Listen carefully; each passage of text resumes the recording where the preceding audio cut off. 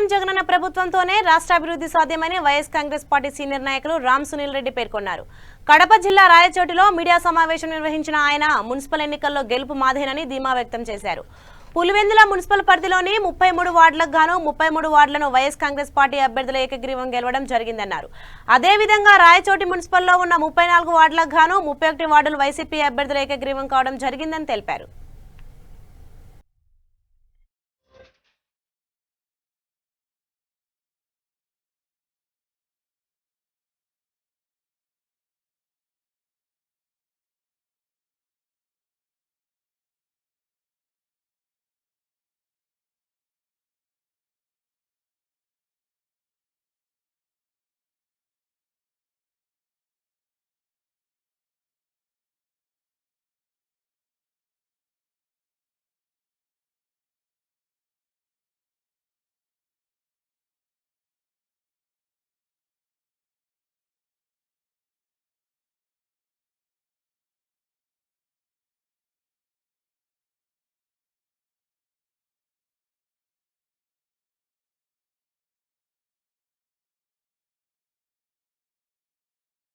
తర్వాత స్థానం రాయచోటికే దక్కుతుంది.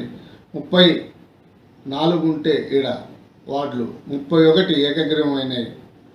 ఈ 3 కూడా 23, 24, 25 ఈ వార్డులు 3 కూడా రేపు జరిగే ఎలక్షన్లో ఫ్యాను గుర్తుకు ఓటేసి అత్యధిక మెజార్టీతో మనం గెలిపించుకోవాలా.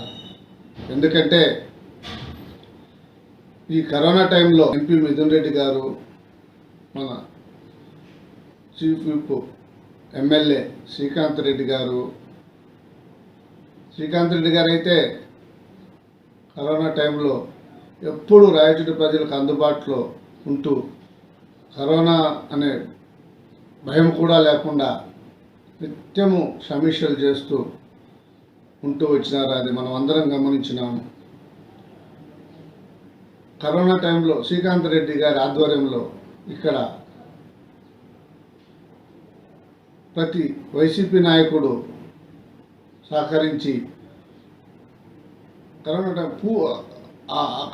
ఆ టైం మొత్తం వివిధాల అభివృద్ధి చెందాలనే ఉద్దేశంతో 3,000 కోట్ల పైన నిధులను కేటాయించుకోవడం జరిగింది.